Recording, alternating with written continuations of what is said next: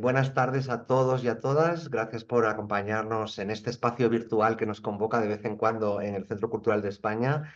Hoy para hablar sobre lectura fácil. Como sabéis, en breve vamos a tener un taller en el Centro Cultural, Introducción a la lectura fácil, cómo redactar contenidos accesibles. Y estamos muy contentos porque la demanda que ha tenido el taller ha superado todas nuestras expectativas. De hecho, anunciamos que vamos a tener que cerrar antes el periodo de inscripción porque ya superamos con creces las expectativas iniciales. Así que creemos que tanto el taller como el conversatorio de hoy es del interés del público boliviano y estamos muy contentos en que nos acompañen las cuatro personas que habían querido pasar la tarde con nosotros. Gracias a Analía, Julia, Rodrigo y Mónica por acompañarnos. Bueno, sin duda, como todos sabemos, pues vivimos en un mundo donde es súper necesario estar informados, estar comunicados, pero también es cierto que un 30% de la población se queda al margen de esa información por no comprender lo que lee. Son personas que tienen algún tipo de discapacidad, ya sea transitoria o permanente, personas que han tenido a veces escasas oportunidades de desarrollar un hábito lector o personas que se deben manejar en un lugar donde se usa una lengua que se desconoce. La lectura fácil en realidad es un método de escritura que favorece la comprensión de textos escritos y, en consecuencia, la participación y la inclusión de todos y todas. Consiste en la adaptación o elaboración de textos según pautas y recomendaciones internacionalmente consensuadas. Directrices de la IFLA, pautas y matices de la Asociación Europea y SLMH o Inclusión Europe. Para hablar de todos estos temas y para conocer un poco más acerca de la lectura fácil, como decía, nos acompaña Analía, Julia, Rodrigo y Mónica. El día de hoy vamos a hacer una introducción sobre los contextos de la diversidad lingüística en que nos desenvolvemos cada día y que son territorio para el uso de la lectura fácil. Se van a presentar distintas etapas de la producción: adaptación a cargo de Analía Gutiérrez, de edición a cargo de Julia Otero, de validación a cargo de Rodrigo Álvarez y de promoción de lectura a cargo de Mónica. Brevemente voy a hacer un breve currículum de cada uno de ellos para que los conozcamos mejor. Analía es lingüista, orientada en neurolingüística y neuropsicología. Trabaja con personas con dificultades en el lenguaje, es docente universitaria del programa de intercambio de la Universidad Tecnológica Nacional de Buenos Aires, es fundadora y directora de Lengua Franca Asociación Civil y se desempeña como adaptadora de textos a lectura fácil y capacitadora. Julia Otero es becaria doctoral del CONICET, actualmente realizando el doctorado en lingüística en la Universidad de Buenos Aires. Trabajó con personas con dificultades en la comunicación, es directora de Lengua Franca y se desempeña como editora de la editorial Lengua Franca. Mónica Rodríguez es docente, formadora de formadores, autora y editora. Diseña, gestiona y dinamiza proyectos de lectura, ESI, convivencia, educación emocional, bullying y ciberbullying. Trabaja en editoriales de libros de textos con propuestas para alumnos, docentes e instituciones. Es dinamizadora de los clubs de lectura de lengua franca. Y por último, Rodrigo Álvarez es validador de los contenidos en lectura fácil. Pues muchísimas gracias de nuevo a los cuatro. Gracias por haber querido estar esta tarde aquí con nosotros, compartiendo con Bolivia. Y le voy a dar la palabra a Analía. Cuando quieras, Analía.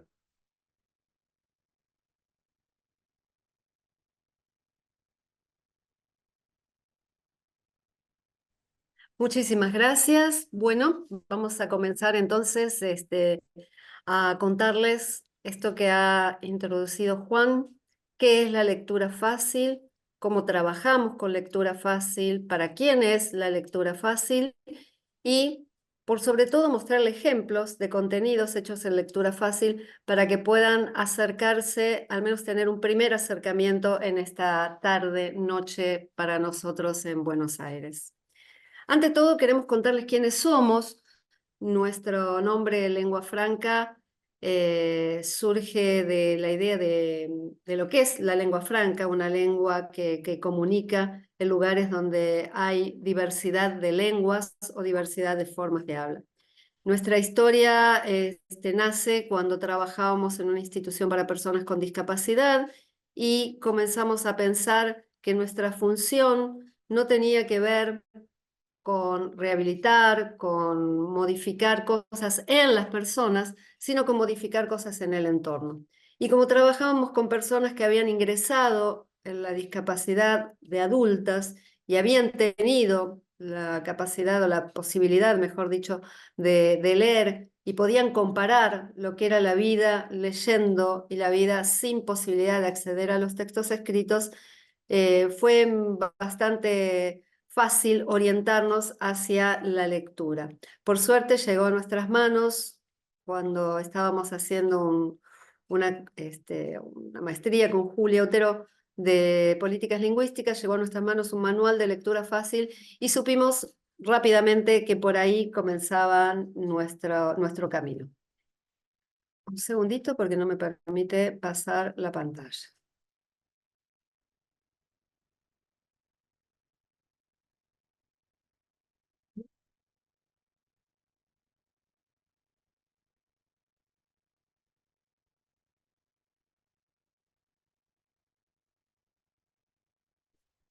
Perdón.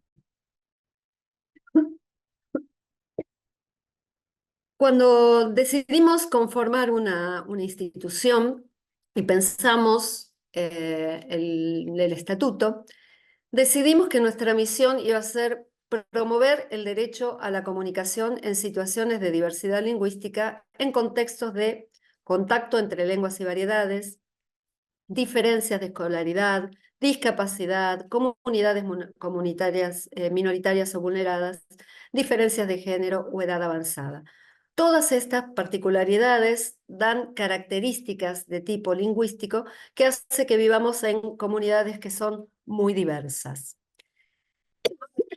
Nos gustaría que pensaran, mientras avanzamos con esta explicación nuestra, que fueran pensando cómo está conformado su barrio, su lugar de trabajo, su aula, si son docentes, cuántas lenguas se hablan, si todas las lenguas tienen la misma función, si todas las lenguas tienen el mismo estatus, cuántos registros de una misma lengua se habla, si se usa algún otro repertorio comunicativo. De hecho, nosotros vivimos en la ciudad de Buenos Aires y, no sé, por solo dar un ejemplo, en mi barrio hay gente de Bolivia que habla distintas lenguas, hay gente de Perú que también habla distintas lenguas, hay armenios, hay personas de China. Perdón, por lo tanto, la diversidad es bastante grande y la necesidad de hacer un esfuerzo generoso por comunicarse también es bastante grande. La cantidad de lenguas que se hablan, no sé, no las tenemos contadas. No todas las lenguas tienen la misma función. Algunas en español nos comunicamos todos, por ejemplo, para hacer una transacción en un comercio, pero apenas terminan de decirnos cuánto cuesta algo, hacen un comentario para adentro, para su familia, sobre alguna cuestión tal vez doméstica. Entonces no todas tienen la misma función y no todas tienen el mismo estatus. Algunas tienen mayor importancia, esto lo digo con comillas, que otras. Y además también se hablan distintos registros de una misma lengua, ¿no? Hablamos español, pero español de distintos modos, de distintas regiones, de distintos grupos.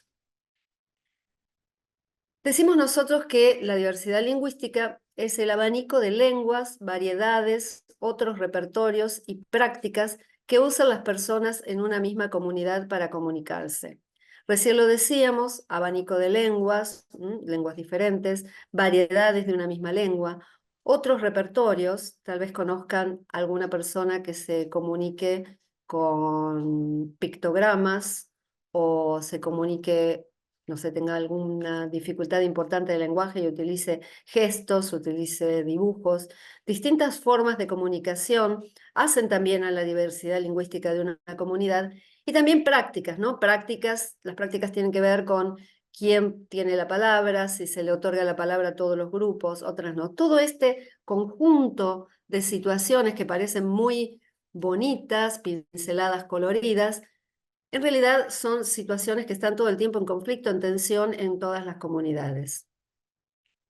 A propósito de eso, quiero leerles simplemente por contarles el impacto que generó leer un artículo que escribió una docente de España a propósito de la situación que se da en las aulas por la inmigración de gente que habla la inmigración y la cantidad de lenguas que pueden ocurrir en una misma aula. Hago una parte de esto. De hecho, cuando comenzamos a trabajar en la ciudad de Buenos Aires, habíamos detectado un aula en una escuela en la que se hablaban 7 lenguas diferentes. O sea que esto no es una cuestión que imaginamos, sino una cuestión que se da en la realidad. Vivimos en situaciones de diversidad lingüística en la que se dan relaciones que a veces son muy fuertes. Esta docente detectaba situaciones de explotación, de dominación, de competición, de selección natural. Por supuesto, cuando hablamos de estas situaciones de tensión, hay algunos grupos que la pasan mejor que otros, hay grupos que por su situación de mayor vulneración, por su situación de ser minorías, por supuesto la pasan menor y la cultura, su cultura asociada a su lengua los sufre también. Em, en Bolivia, afortunadamente, nosotros no nos pasa lo mismo, pero hay una cantidad de lenguas, creo que hemos detectado o hemos leído que hay 37 lenguas. Supongo que son muchísimas más las lenguas que hay, 37 las que están registradas. Me imagino porque nos pasa lo mismo en Argentina, hay una cantidad que están registradas, pero siempre se va sabiendo de alguna más en la que queda por ahí 2 o 3 hablantes, no muchos hablantes, por ahí no son enormemente representativos, pero hacen al paisaje lingüístico del país, ¿no? Es interesante ver cómo en el marco legal de Bolivia está incluido o está reglamentado de algún modo esta cuestión de cómo se gestionan las lenguas en las comunidades. Dice, los estudiantes de todos los subsistemas y niveles educativos tienen derecho a recibir una educación intracultural, intercultural y plurilingüe. Por ahí ustedes conocen todo esto porque, bueno, es su ley, pero la verdad es que también sabemos que muchas veces no conocemos todas las leyes y nos pareció interesante por ahí traerlos. Para nosotros esto es admirable, ¿no? Dice, el estudiante monolingüe castellano hablante tiene el derecho y el deber de aprender un otro idioma oficial del Estado predominante en la región como segunda lengua. Tiene la obligación, ¿no? Es maravilloso para nosotros leer estas cosas. Los estudiantes tienen derecho a autoidentificarse utilizando su propio idioma y cultura en los diversos ámbitos relacionados con la educación pública y privada, sin que ello sea motivo de discriminación. Los estudiantes del subsistema de educación superior de formación profesional, bajo el principio de territorialidad, tienen derecho al uso oral y escrito de los idiomas de las naciones y pueblos indígena originario campesinos en los procesos pedagógicos y en documentos que validen la obtención de un grado académico. Eso realmente es un logro impresionante en políticas lingüísticas, ¿no? Esta consideración de las distintas lenguas en forma tan igualitaria. Para nosotros, uno de los elementos, de las normas que nos rigen es la Convención sobre los Derechos de la Discapacidad. Si bien estábamos hablando de diversidad lingüística en muchos aspectos, como enuncié antes, contacto entre lenguas, contacto de variedades, pero ahí lo que nosotros tenemos claramente legislado es qué es lo que pasa con las situaciones de discapacidad. La Convención sobre los Derechos de la Discapacidad del año 2006 fue firmada en Argentina en el año 2008 y luego fue ratificada por ley y finalmente alcanzó estatus constitucional. O sea que es una norma altamente considerada.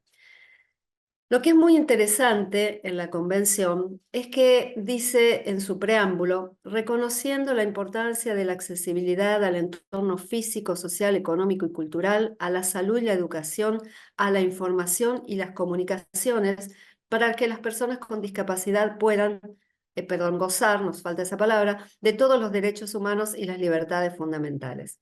Lo que es sumamente interesante en este pequeño fragmento del preámbulo de la Convención, y vamos desde lo general, desde hablar de diversidad lingüística, adentrándonos en lo que es la situación lingüística de las personas con discapacidad y luego de la lectura fácil, que es el objetivo de esta charla, decía, miren en la convención cómo las comunicaciones son tratadas en un pie de igualdad con el resto de los ámbitos. Habla de entorno físico, social, económico y cultural, la salud y la educación, la información y las comunicaciones. Eso es algo prácticamente novedoso, porque habitualmente la salud, la salud y la educación no tenían el mismo estatus que las comunicaciones. Acá en este documento las comunicaciones, que por otro lado no son del mismo tipo, es otro tipo de categoría porque es transversal a las otras, alcanza el nivel que ustedes ven en este fragmento.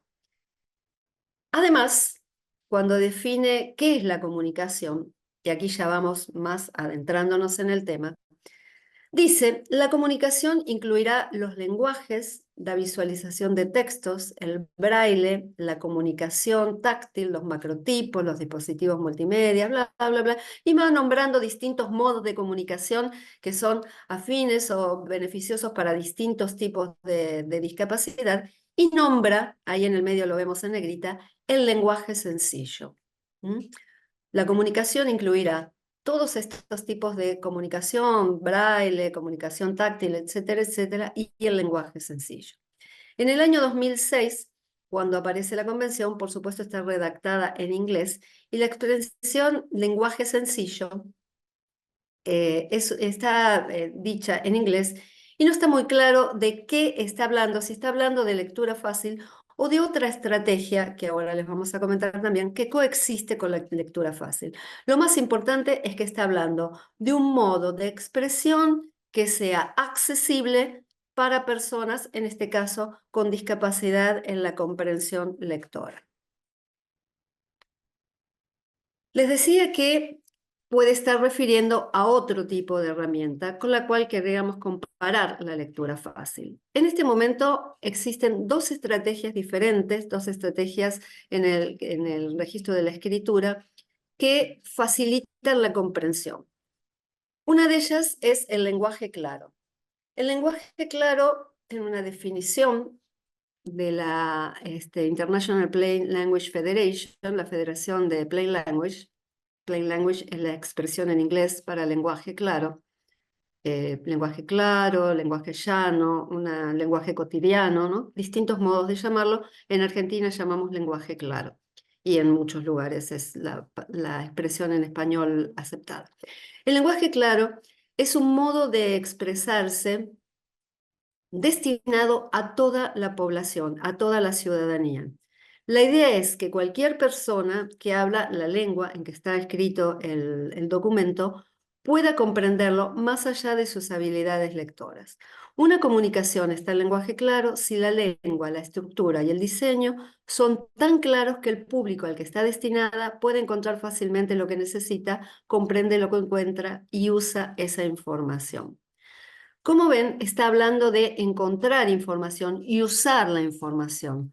Por lo tanto, el lenguaje claro tiene un objetivo bastante funcional. Está pensado sobre todo para textos informativos y fundamentalmente para los textos de la administración pública. Textos que habitualmente o en algunas ocasiones nos son bastante oscuros, ¿no? En nuestro caso, en nuestro medio, siempre que nombramos la página que tiene que ver con lo fiscal, la FIP, todo el mundo acuerda que es muy difícil de comprender, los discursos de economía son muy difíciles de comprender, los contratos que podemos hacer con un banco, con una empresa de seguros, son muy difíciles de comprender. Nunca sabemos si nos están beneficiando, si nos están perjudicando. Los consentimientos informados que firmamos antes de alguna intervención en medicina, en salud, también son muy difíciles de comprender.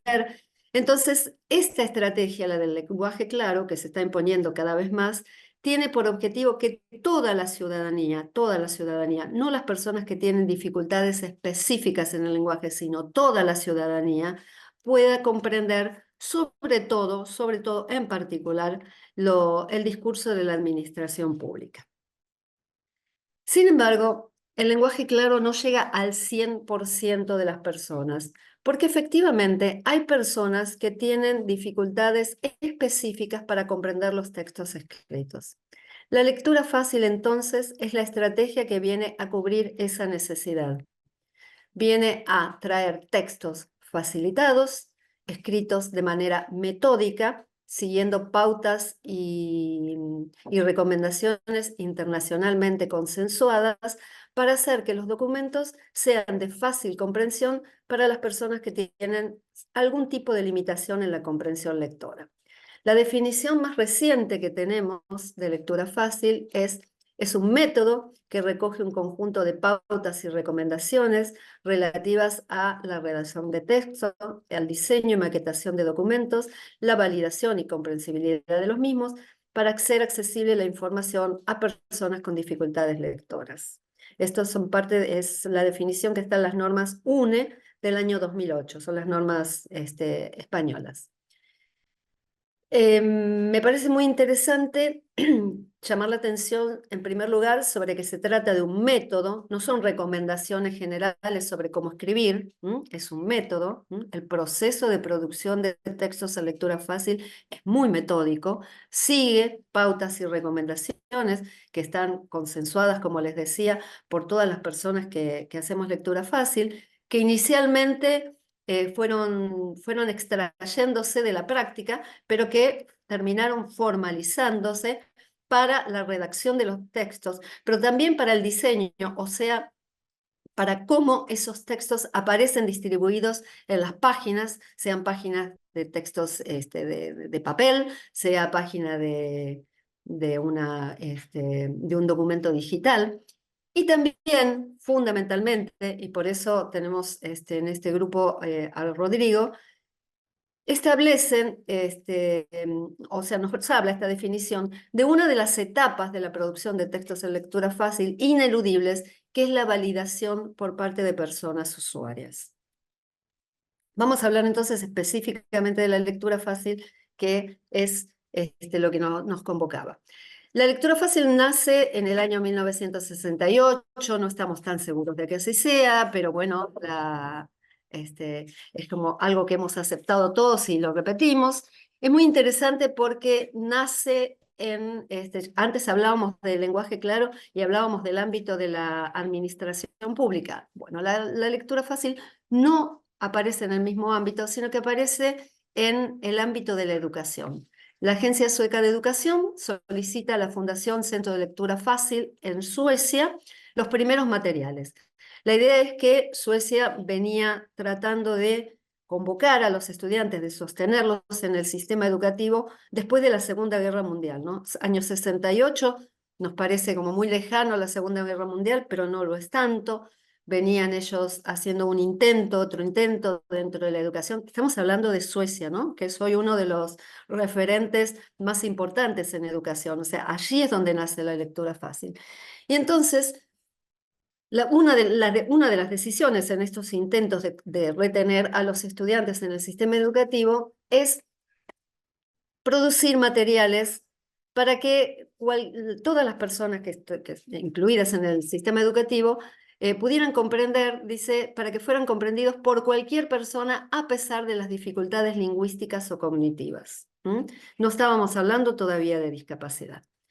Pero bueno, en los años 70, la IFLA, la Federación Internacional de Bibliotecas, inspirada en la Declaración Universal de los Derechos Humanos, promueve ya un sistema de adaptación de textos para personas con discapacidad.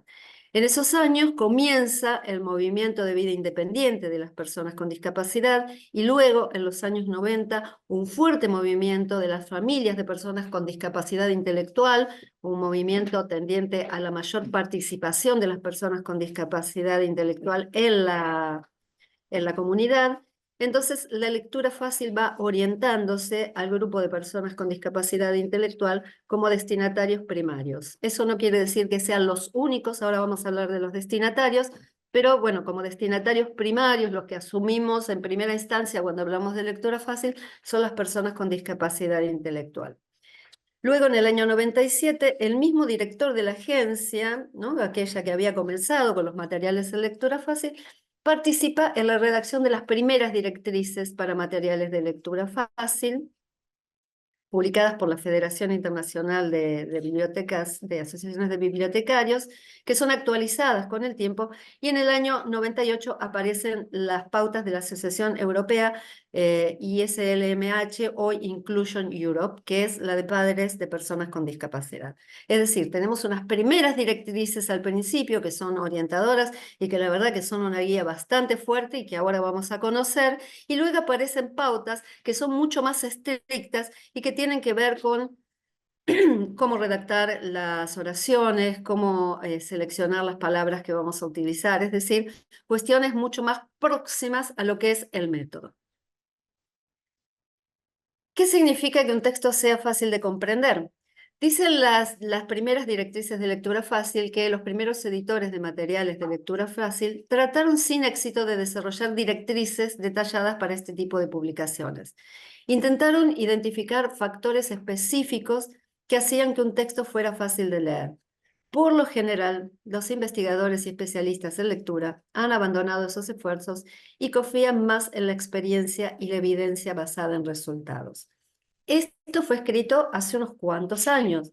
Pero es interesante ver cómo las pautas que finalmente llegaron y finalmente se consolidaron fueron surgiendo de la experiencia, del intercambio de los textos adaptados con las personas usuarias y de la devolución que las personas usuarias iban haciendo a partir de lo que iban leyendo. Es interesante este trabajo, o sea, no estamos hablando de la Real Academia Española o cualquier equivalente en cualquiera de las lenguas. Estamos hablando de un trabajo que se fue dando a lo largo de los tiempos de producción, corrección o validación de personas usuarias, devolución y generación de pautas y recomendaciones a partir de este intercambio.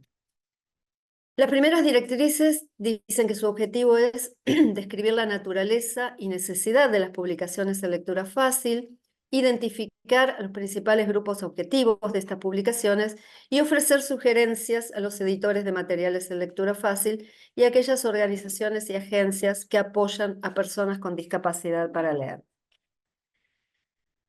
Perdón, cuando hablamos de naturaleza y necesidad, la naturaleza de la lectura fácil son textos que alcanzan la lengua, el contenido y la forma. Cuando hablábamos del método, precisamente de lo que hablábamos era de la redacción, de la disposición en la página, y eso tiene que ver entonces con la lengua, con el armado de las oraciones, selección de las palabras, con la forma, con páginas despejadas, con algo sobre lo que después Julia Otero nos va a estar hablando, y lengua, contenido y forma. Y cuando hablamos de contenido, hablamos de cómo seleccionamos y ordenamos la información en un texto para que la persona pueda leer de manera fluida. Seleccionamos información relevante e información suficiente para que la persona se recorra el texto con absoluta fluidez o con mucha fluidez. Absoluta por ahí es demasiado pretencioso. Y les decía entonces, naturaleza y necesidad de las publicaciones en lectura fácil. Nos dicen las directrices que la necesidad tiene que ver con la práctica democrática de acceder a la información y poder participar en la comunidad, precisamente teniendo información suficiente para hacerlo. Eso es entonces lo que refiere a la naturaleza y necesidad. Lo que tiene que ver con los grupos objetivos, decíamos hace unos minutitos que la lectura fácil no era solamente para personas con discapacidad, está destinada a personas con limitaciones permanentes, entre ellas las personas con discapacidad intelectual, psicosocial o alteraciones del lenguaje adquirido, adultos mayores con alteraciones propias del envejecimiento normal, pero también a personas con limitaciones transitorias, hablantes de otras lenguas, con limitaciones para comprensión de textos escritos en la lengua dominante, niños, niñas, jóvenes o adultos que han tenido escasas oportunidades de escolarización.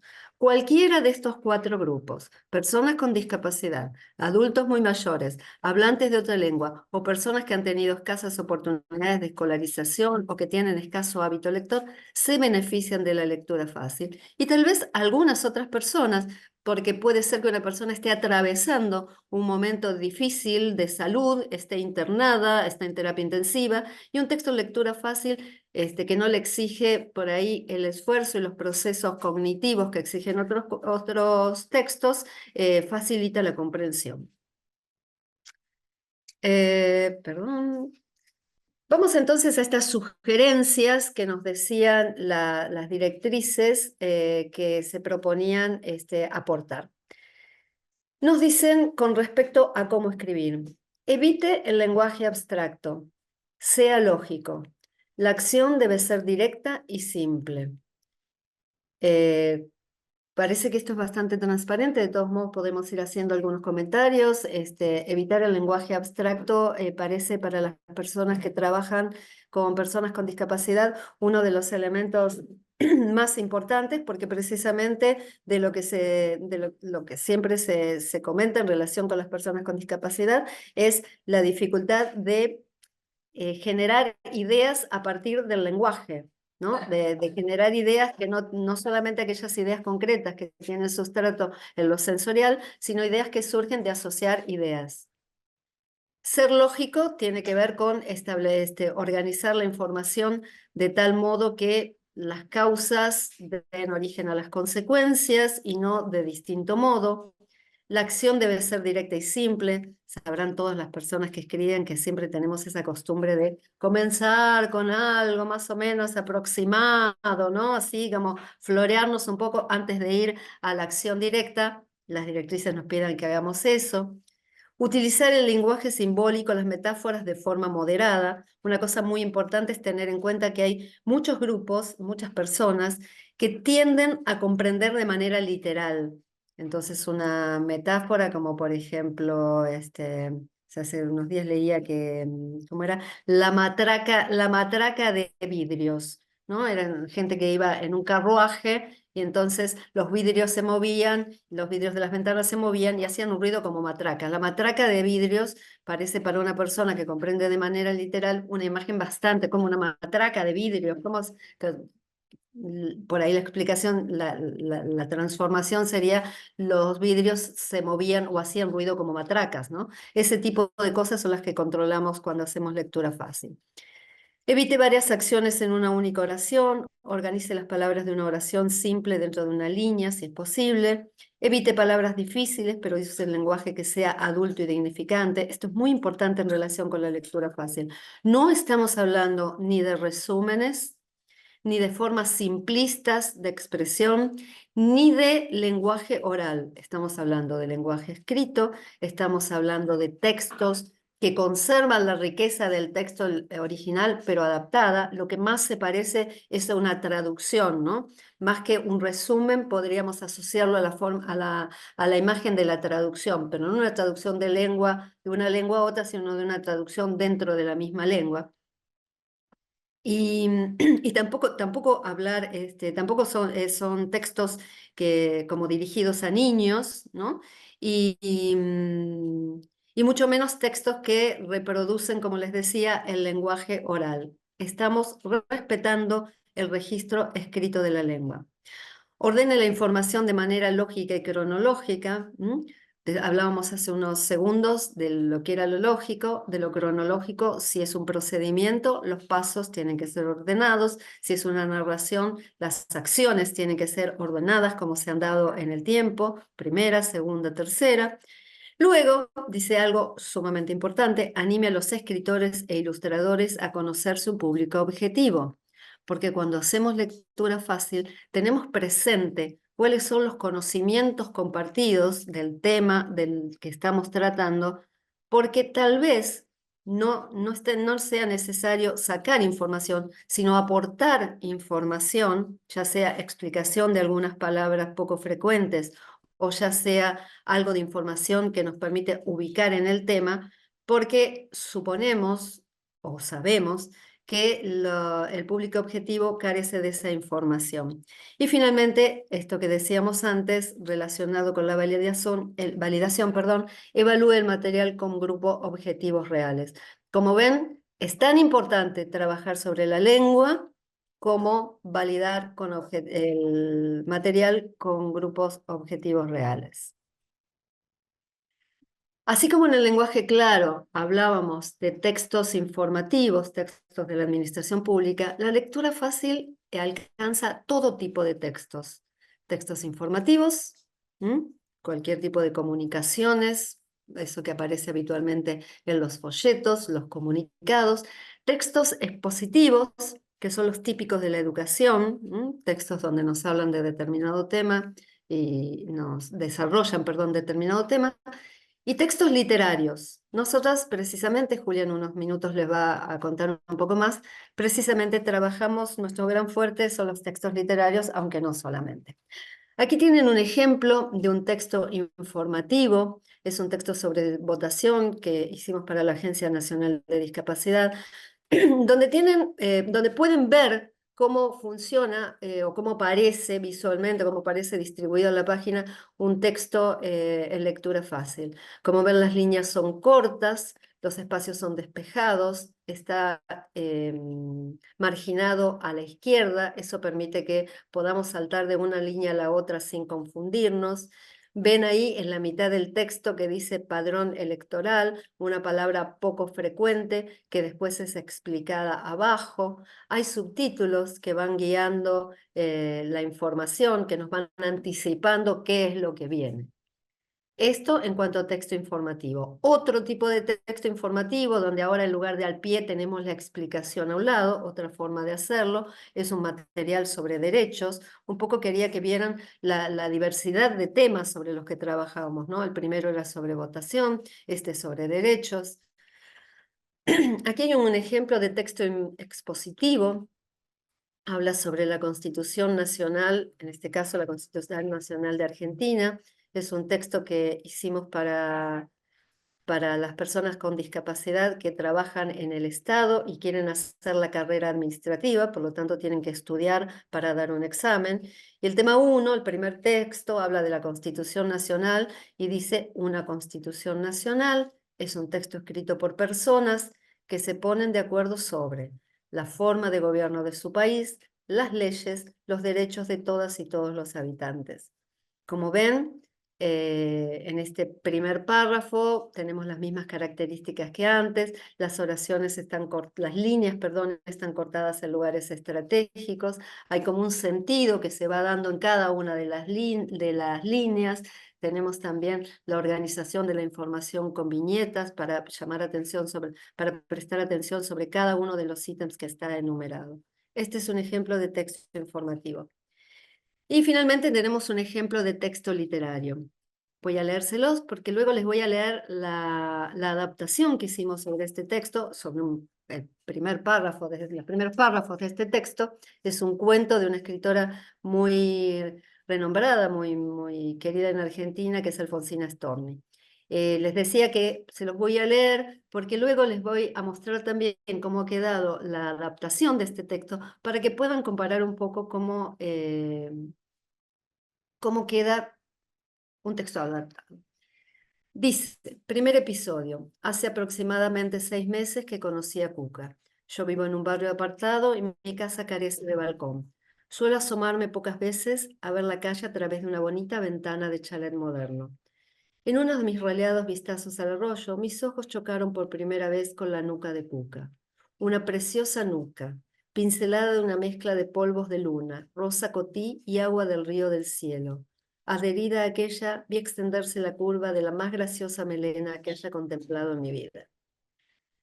Este texto precioso es el original, es el original de Alfonsina Storni. Como ven, aparecen palabras poco frecuentes.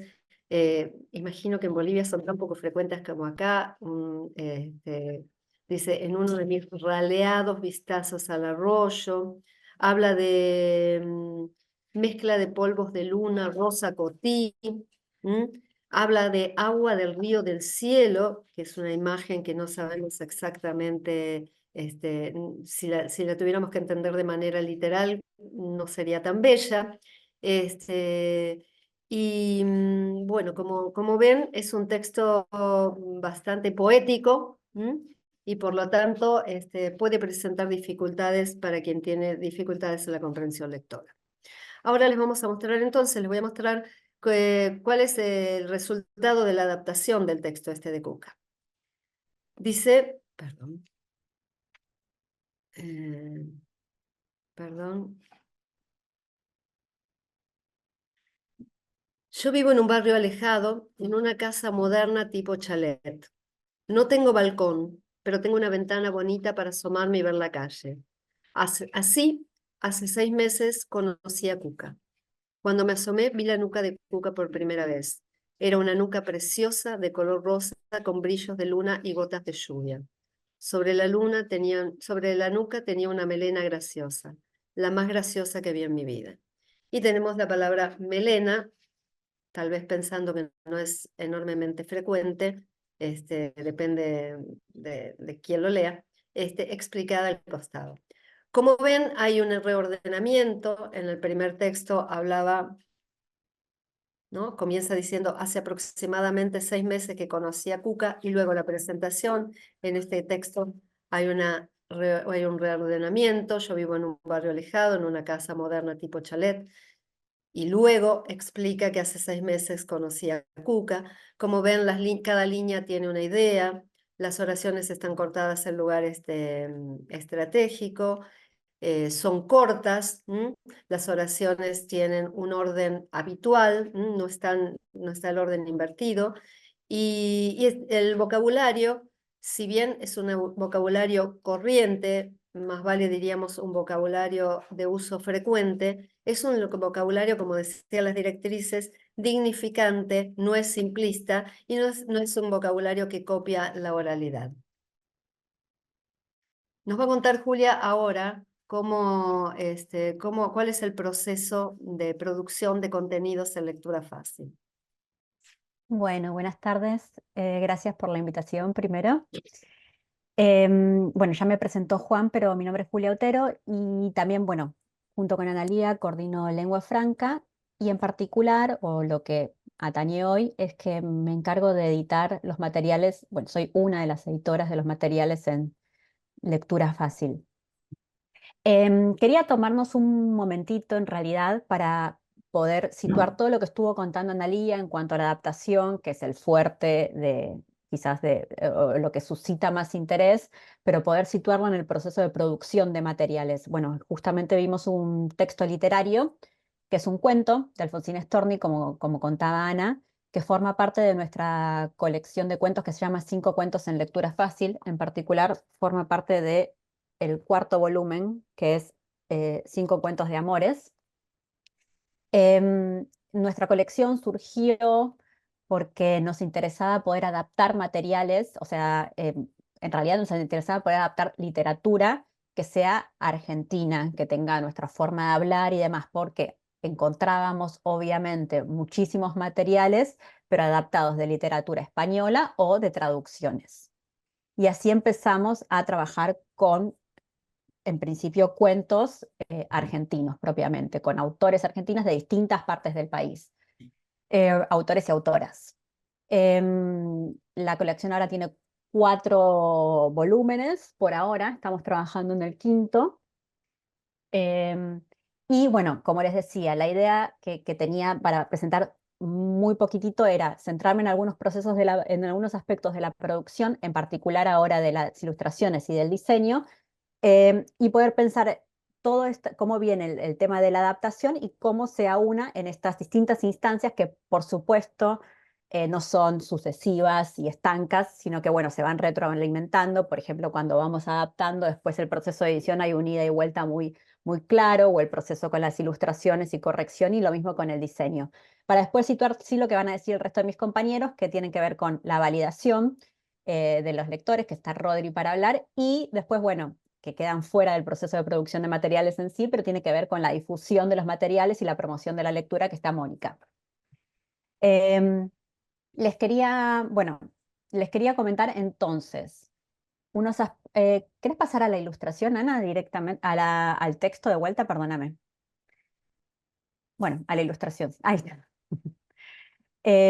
Con respecto al diseño, estuvieron viendo este texto recién en cuanto a las características de la adaptación. Ya pueden haber visto cómo de uno a otro, si bien ahora está puesto en un PowerPoint, entonces no es una puesta en página con las características específicas, pero de uno a otro hay ciertas características, además del contenido del texto, que se adaptan. Las pautas con respecto al diseño del documento de las normas y directrices que mencionaba Analía, por ejemplo, tienen que ver no solo con la maquetación, sino en principio con algo que no se ve en la puesta en página, porque el tipo de papel que se usa, dice que se usa papel mate o brillante.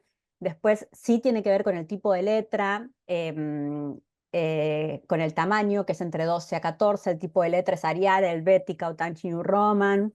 Para resaltar alguna palabra, como ven ahí, se utiliza la negrita y se puede utilizar según la caja que se tenga en el diseño, en una nota al pie o en un costado, la definición, que es una característica propia de la lectura fácil, que es incluir en ocasiones fuera del cuerpo del texto, en ocasiones que lo amerite, un concepto o definición de un término difícil, importante, etc. Después los criterios los define cada adaptador según el tipo de texto. Después, como pueden ver, es una página despejada, no tiene muchísima información, o sea, mucho texto, está dividido en bloques.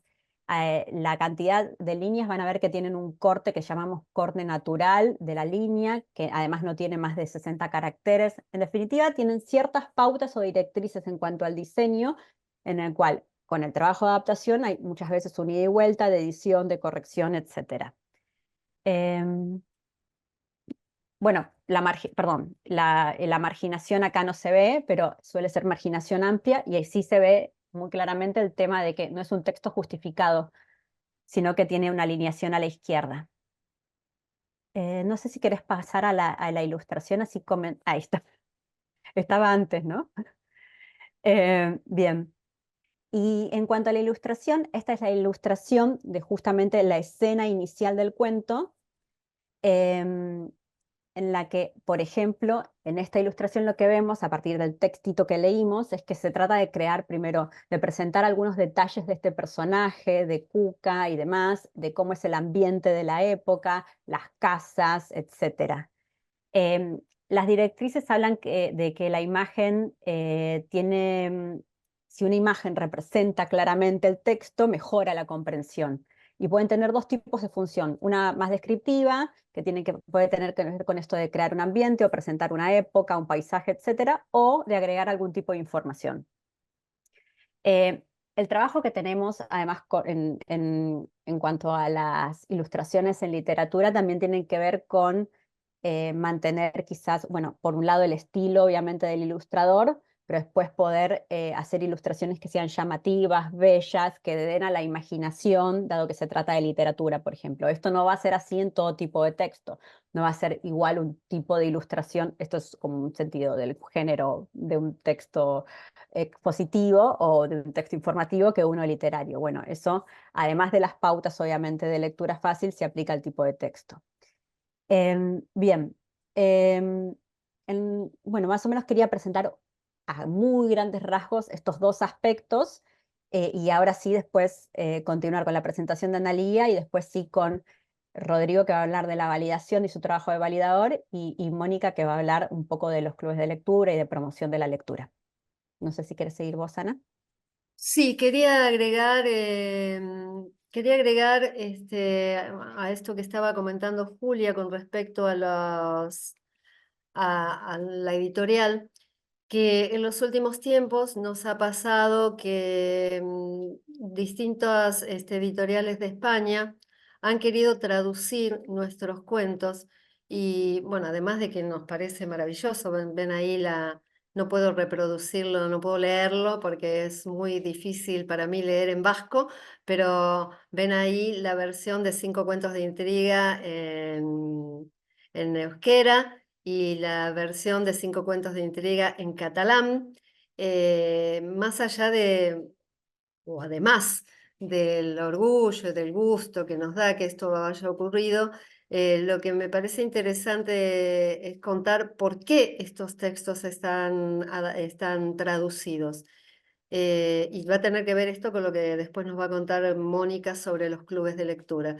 En España se utilizan mucho los textos, en España porque hay regiones bilingües donde se maneja más de una lengua, entonces se utilizan los cuentos en las dos lenguas, en el español y en la lengua regional, para aprendizaje de una o de otra, para disfrutar en una o la otra, ¿no? Cuando hablamos de lectura fácil, no estamos hablando solamente de que el texto llegue y comprenderlo y de una cosa dura, no estamos hablando también de placer, ¿no? Estamos hablando de disfrutar la lectura, que es muy importante. Entonces, nos parece interesante esto, no solamente les decía por el orgullo que nos da que hayan sido traducidos, sino además por ver de qué modo los mismos cuentos, y bueno, en nuestro caso nuestros cuentos argentinos, podrían ser sus cuentos bolivianos también, llegan a otros lugares y en distintas lenguas. Y bueno, finalmente, antes de conversar con Rodri, con respecto a cómo se hace el proceso de evaluación, de validación, perdón, quería mostrarles un último documento que involucra fuertemente a un grupo de Bolivia, que ha estado trabajando en cultura accesible, un manifiesto que surge de un diagnóstico que han hecho sobre la accesibilidad en espacios de cultura. Y bueno, en realidad están viendo exactamente lo mismo que vieron hasta hace unos segundos, en unos minutos, en relación con cómo aparece un texto en lectura fácil, pero en este caso se trata de un texto que por ahí que los convoca fuertemente, porque es un trabajo que han hecho. Hablábamos hace un ratito sobre la posibilidad de participación de las personas con discapacidad en los espacios de cultura, en los distintos roles, como público, como personal, como artista, ¿no? Es un trabajo sumamente interesante y también ha sido interesante esta decisión de hacerlo en lectura fácil para que las mismas personas involucradas en el texto puedan leerlo y comprenderlo, ¿no?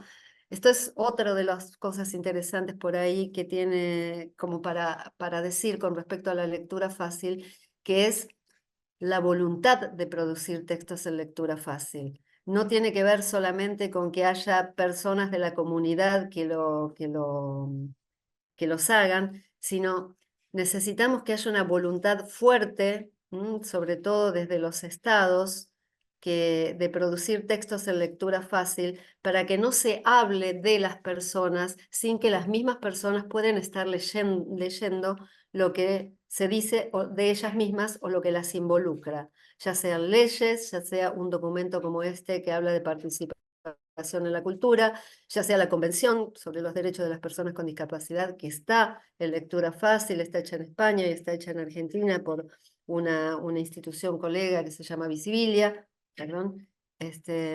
Entonces, es importante también pensar cuál es la responsabilidad que cada uno tiene, no solamente en producir textos en lectura fácil, sino en hacer de algún modo, promoviendo, apoyando, financiando que existan textos en lectura fácil.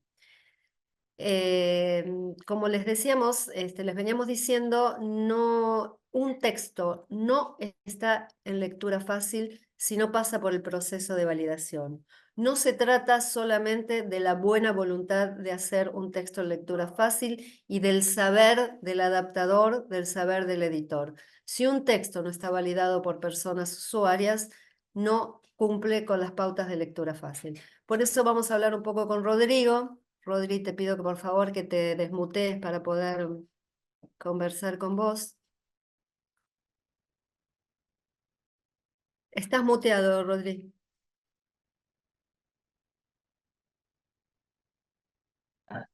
Ahí está. Ahí está. Rodrigo es un hombre con discapacidad intelectual, lo hemos conocido en una institución para personas con discapacidad, y que nos ha hecho el primer nexo para conformar un equipo de validadores. Él es un miembro del equipo de validadores y nos va a contar un poco, primero, estábamos charlando sobre su historia en relación con la lectura, ¿no? Cómo era tu relación con la lectura antes de la lectura fácil? ¿Había en tu casa libros? ¿Había en la institución a la que ibas libros? Sí, sí, había libros. ¿Qué tipo de libros eran? Eh, bueno, infantiles, por ejemplo, La Caperucita Roja, Hansel y Gretel, El Señor Zapatero Ujú. Señor Zapata. y La Cenicienta. Ajá, eran libros infantiles y vos leías vos personalmente o te leían? Al principio me leía mi papá, pero después leía yo cuando aprendí a leer. Aprendiste a leer y empezaste a leer. Sí. Y después, cuando empezaste a ir a, no sé cuál fue la primera institución que fuiste, pero a las instituciones, ¿leías vos? ¿Cómo era la actividad con libros? ¿Había libros? ¿Había actividades? Sí, era un taller de lectura que lo leían los coordinadores, pero después hacían como un juego de preguntas y respuestas, nos mandaban a leer un texto y había que ganarle al otro equipo, entonces nos preguntaban preguntas sobre el libro o sobre qué pasaba, y bueno, el que tenía más respuestas correctas ganaba ese equipo. Bien, y entonces un poco les leían y un poco leían ustedes. Sí, ¿Y te acordás cómo fue que comenzaste a validar textos en lectura fácil? ¿Te acordás cuál fue el primero? el libro de Cuca. Ah, Cuca fue tu primer Mm. libro. ¿Te acordás de la historia todavía ahora? Sí, sí, que bueno, un animador de Cuca que lo esperaba en la ventana, pero Cuca siempre se quedaba en su casa y nunca apareció a la ventana. Ah, sí, era como un amor contrariado, ¿no? Algo así Sí, por el estilo. sí, sí, Eh, era un libro para personas adultas, ¿no? Un cuento para personas grandes. sí, ¿Fue sí, tu, fue sí. tu primera vez con este tipo de cuentos? Lectura fácil, sí. Sí. ¿Y cómo es para vos la lectura fácil? ¿Qué características tiene? ¿Cómo te ayuda? ¿Qué podés decir de la lectura fácil? Eh, y la lectura fácil es más fácil, porque un libro común a veces está una vez en el bosque, y estos son directamente el cuento, o sea, no, el de una vez en el bosque no está, porque está Claro. directamente el cuento y estamos más adaptados a nosotros. Un poco como decíamos antes, todas esas introducciones, ¿no? Que tienen los textos, este va directamente. ¿Y cómo es Sí. tu trabajo de validador, Rodri? ¿Cómo lo haces? Y bueno, me siento, leo el texto que tengo, o sea, manual, los cuentos, lo que sea, y marco las palabras que no entiendo, o la frase difícil, o la que deberían cambiar, o algo así. Y Después, entonces, sí, te y escucho. después, y después en el Zoom, bueno, lo debatimos entre todos. Claro, después hacemos entonces, hace un trabajo individual, Mm. primero de trabajar el texto y después hay un trabajo colectivo en el cual no, en el cual debatimos y ustedes proponen cambios a aquellas cosas que les parecían difíciles, ¿no? Sí, sí. Sí, ¿te acordás de algún ejemplo de alguna cosa que te pareció difícil? Difícil, generalmente no, pero bueno, había una frase del manual que hicimos hace un año, creo, ¿no? O dos, que decía que el gobierno posee el dinero para la vida autónoma. Y yo me pregunté, pero ¿cómo hace para obtener el dinero? Claro. Claro, la idea, claro, era interesante porque esto que hablábamos recién de algo concreto, ¿no? Uno dice, el dinero, el gobierno tiene el dinero, entonces uno se imagina que el gobierno tiene una montaña de dinero para toda la gente, ¿no? Pero había que explicar de qué modo que el dinero no era exactamente el dinero, ¿no? Teníamos que darle la vuelta como para que esto fuera lo que debía decir, pero de un modo que no confundiera, que no trajera una imagen equivocada. Me acuerdo de eso, la verdad, ahora no lo tenía en mente, pero ahora que vos lo comentás, me acuerdo de ese momento. ¿Y lo consideras un trabajo, Rodri?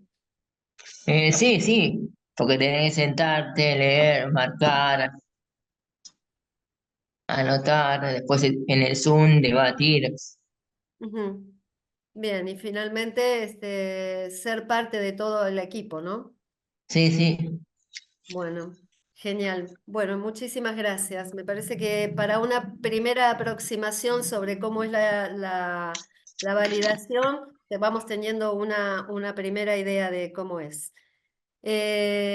Como decía Julia, entonces, además de haberles contado cómo son los textos en lectura fácil, a quiénes están destinados, la necesidad de que haya un compromiso, tanto de quienes hacen lectura fácil, como de quienes difunden, como de quienes están o deberían estar obligados a hacer políticas de accesibilidad. Tenemos también la necesidad de difundir los textos. Si los producimos y quedan entre nosotros solamente, no tiene sentido. Me había olvidado de hacerle una pregunta a Rodri recién porque por ahí está quedando la idea de que lo que nosotros hacemos fundamentalmente es literatura, ¿no? Pero por ahí en este ejemplo de este material de Bolivia un poco sale de eso de la literatura y nos gustaría también contarles que Rodri ha sido protagonista de esos textos, de esas validaciones que hemos hecho consentimientos informados, por ejemplo, para ligadura tubaria o para vasectomía, ¿no? O un compromiso del Ministerio de Salud de la Nación de que el único consentimiento informado para cualquier persona, cualquiera, con dificultades en la comprensión lectora o no, para cualquier persona que tuviera que hacerse una vasectomía o decidiera hacerse una vasectomía o un ligamiento de trompas, firmara ese tipo de consentimiento. Y como todo consentimiento informado, no tenía solamente un documento legal que dice yo acepto bla, bla, bla, sino toda una información previa sobre otros métodos de anticoncepción, sobre cuáles son las características de la intervención, cuáles son las consecuencias, cómo se puede revertir, toda una información absolutamente detallada para que la persona no solamente pudiera aceptar o no, sino que pudiera llegar al momento de tomar la decisión. Y otro de los materiales sumamente interesantes también ha sido este que comentábamos, que comentaba yo hace un ratito, sobre el material para personas con discapacidad que trabajan en la administración pública y que pueden estudiar para entrar de manera formal a la planta permanente de la administración pública y también avanzar en la carrera administrativa, ¿no? Es decir, no tiene sentido tener un cupo como tenemos nosotros para personas con discapacidad dentro del Estado si no les damos la oportunidad también de crecer. Esto tiene que ver con decisiones políticas del Estado. Pero bueno, hablábamos de difusión y para eso vamos a escuchar a Mónica. Si me esperan un segundito, yo voy a cambiar de presentación.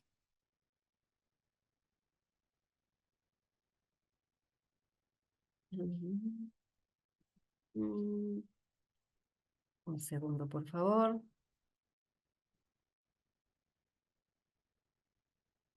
Mónica, ¿querés ir presentándote mientras tanto? Bueno, buenas noches a todos. Gracias por compartir esta tarde-noche con nosotros. Yo soy Mónica Rodríguez, soy docente, soy bibliotecaria, editora y autora y soy dinamizadora de clubes de lectura en lengua fácil, en lectura fácil, perdón. Y este año, en la última oportunidad, estuvimos en un club de lectura en el Centro de Salud Mental Ameguino, que es un hospital público donde se trata gente que tiene algún problema o que está en algún tratamiento de salud mental, y que también a su vez íbamos algunos días a compartir las lecturas en el Museo Rojas, que es un museo también de la ciudad de Buenos Aires. Los clubes de lectura fácil son encuentros para leer y para compartir, como dice la Filmina, pensamientos y emociones. La lectura tiene una doble faceta, como una actividad individual. Muchas veces leemos solos, en casa. Estoy hablando sobre todo de lectura literaria, que uno a veces lee solo en casa, en la biblioteca, pero también hay una dimensión importantísima de la lectura, que es la dimensión social. En esto se basan los clubes de lectura fácil. Cuando nosotros, ¿podemos pasar a la otra, Ana? Sí, cómo no. Nosotros somos un grupo que leemos los textos que ya nos contaron Analía y Julia, Analía, Julia y Rodrigo, cómo se lograron esos textos en lectura fácil. Y nosotros lo leemos. Cada uno de los lectores aporta su mirada, su historia, sus ideas y su comprensión. Y a lo largo de este primer taller que hicimos este año, se nos había ocurrido esta imagen de que entre todos vamos formando como un vitró. Cada uno aporta su mirada, su color, su experiencia, y entre todos hacemos una interpretación de la lectura más rica, porque estamos leyendo con nosotros. Entonces podemos pasar, acá está. Entonces, para formar ese tapiz, para formar ese vitró en el que vamos leyendo todos, tenemos un método. Hay un taller, tenemos algunas actividades propias. Les digo cómo es la dinámica del taller. Nosotros primero hacemos algunas actividades de prelectura. Esas actividades después hacemos la lectura propiamente dicha, donde la palabra va circulando entre el grupo que formamos la lectura y cada uno lee un fragmento del texto en voz alta, y el siguiente lee el siguiente fragmento, y todos vamos siguiendo la lectura entre todos. Después hacemos actividades posteriores a la lectura, y después esas actividades que las llamamos el eco, que es cuando la lectura, lo que leímos, lo que interpretamos, se nos queda y a lo mejor nos dispara un pensamiento que no tiene exactamente que ver con lo que leímos en ese texto, pero que es válido y que es valioso y que es una forma que compartimos entre todos. A ver, pasemos a la otra. En las actividades de prelectura hacemos un recorrido del libro.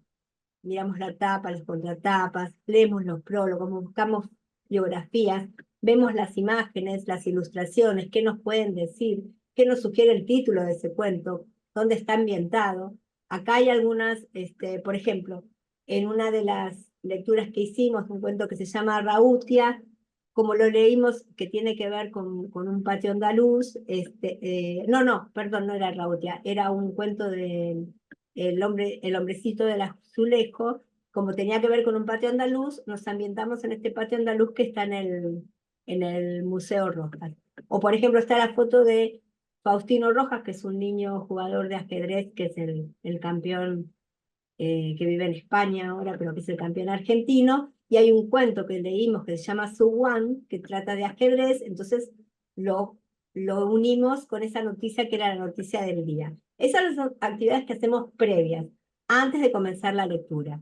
En esas actividades cada uno dice lo que le parece que va a pasar, hace anticipaciones, hace hipótesis, que se cumplen o no, pero están ahí en juego, y todo el grupo toma las hipótesis que hicimos entre todos. Después pasemos a la otra, la lectura propiamente dicha. Hay intercambio, cuando hay palabras explicadas, como esto que nos explicaban Analía, Julia y Rodrigo. Cuando hay palabras explicadas, un desglose de la palabra, también hacemos esa lectura. A veces tenemos que releer. Nos pasó con uno de los cuentos que llegamos al final y que parecía que no había terminado, entonces tuvimos que volver a leer el final para darle otra entonación entre todos.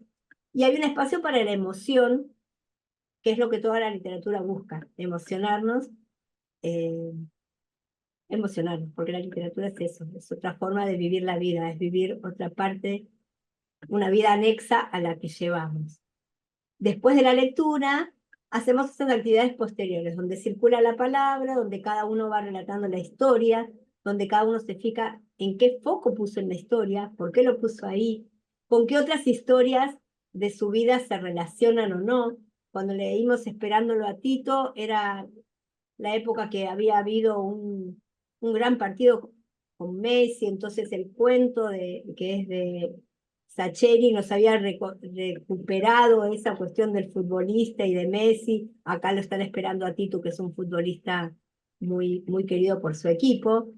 En Amigos por el Viento también hicimos toda una serie de interpretaciones y que después algunas se dieron y otras no se dieron. Acá había alguna graciosa porque en esa foto que ustedes ven ahí de Amigos por el Viento, hay una pareja que hay un divorcio y después se ve esta foto, entonces uno de los integrantes del grupo decía que era el marido que volvía, entonces otra, la señora muy risueña, dijo, no puede ser el marido, tiene que ser un novio nuevo porque le lleva flores, los maridos no llevan flores, entonces todas nos pareció divertido esa síntesis que ella hacía. Entonces hacemos algunas actividades posteriores a la lectura que hemos hecho. Y después vienen las actividades estas que los llamamos, a ver Ana, el eco, porque cada lectura forma parte, nosotros trabajamos con la idea de que hay una biografía de lectores. Todos nosotros somos las lecturas que leímos hasta ese momento, las lecturas que nos leyeron, las nanas que nos contaron, los cuentos, la sabiduría popular que va de una familia, que la familia va tejiendo para cada uno de nosotros. Entonces, cada historia forma parte de esta biografía, de este club de lectura. Entonces, acá son algunas fotos de cómo las lecturas nos fueron derivando a otras cosas, por los bares notables de la ciudad de Buenos Aires, o por alguna canción del trío Los Panchos, que no sabemos bien qué tenía que ver, pero nos fuimos para ese lado, y estas herramientas nos sirven a nosotros para seguir abordando nuevas historias. Es como la biografía lectora personal de cada uno y del grupo en general. A ver, ¿cómo seguimos? Después, en este club de lectura lo que hicimos fue una actividad para cerrar y para volver a empezar, que era, esta vez la había armado yo la actividad, pero en las siguientes las hicimos con cada uno.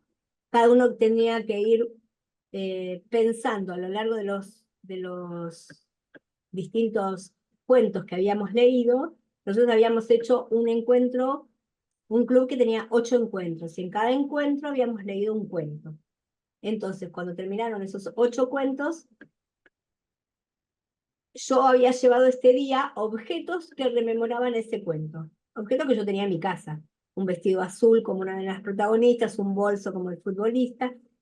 Y después ellos, al ver esos objetos, reponíamos entre todos de qué cuento se había tratado. La vez siguiente, el encuentro este nos salió muy bien. Después repetimos otros 8 encuentros con cuentos nuevos. Y después cada uno de los participantes del cuento llevó él un objeto. Ahí se hizo mucho más difícil porque cada uno había hecho su propia interpretación. Podemos seguir. Entonces, por ejemplo, esta es una parte de cómo funciona un club de lectura. Presentamos la imagen y nos empezamos a preguntar en qué lugar sucede esta historia, quién será la mujer de la imagen, qué otros protagonistas se imaginan, cuál será el tema de la historia, qué título le pondrían. Y ahí vamos tirando ideas. Algunas se cumplirán y otras no. Pero en ese tejer de la historia nos vamos involucrando como lectores y nos vamos comprometiendo como lectores, poniendo nuestra propia emoción. Y después seguimos. Acá está la primera parte de ese cuento. Ifigenia era una muchacha joven, tenía el cabello rubio como el trigo y unos ojos más azules que el lago. El emperador Carlomagno era un hombre viejo. Cuando vio a Ifigenia, se enamoró de ella y olvidó sus deberes de emperador. Entonces después, y esto es una cita, hay un libro de animación a la lectura y de promoción a la lectura, que es de un autor español que se llama Juan Mata, y el libro se llama como mirar la luna. Entonces, la frase que encabeza el libro, que es una frase de Chan Chao, dice así: leer libros en la juventud es como mirar a la luna por una rendija. Leer libros en la edad madura es como mirar a la luna desde el patio. Y leer libros en la ancianidad es como mirar a la luna desde una terraza abierta. Esto se debe a que la profundidad de los beneficios de la lectura varía en proporción con la profundidad de la experiencia de cada uno. Esto se pone en juego también en el club de lectura. La experiencia de cada uno profundiza nuestra propia experiencia como lectores. Entonces después cerramos esta presentación con el próximo, que para nosotros leer libros en un club de lectura es como caminar en la luna. Y entonces pusimos esa huella de que cuando leemos estamos todos un rato. A mí mi mamá me decía que estaba en la luna de Valencia cuando estaba leyendo. Eh, Tenía razón. Y sigo leyendo acá en la Tierra, pero nos vamos a la luna un ratito. Esto es lo que hacemos en los clubes de lectura. Para mí es una pasión.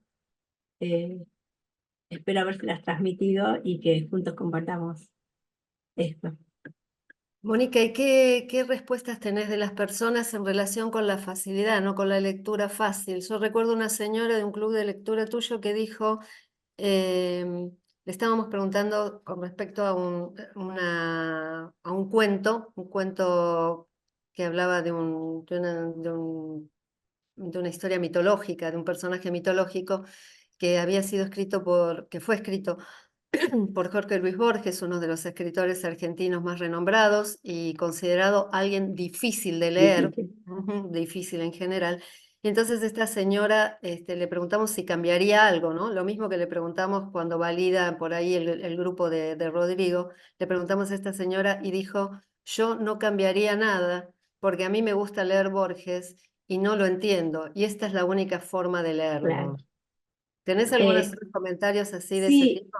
el comentario es que se sienten, esto que vos decías antes, se sienten dignos de tener un material digno para la lectura. De hecho, que no es un material aniñado, no es un libro.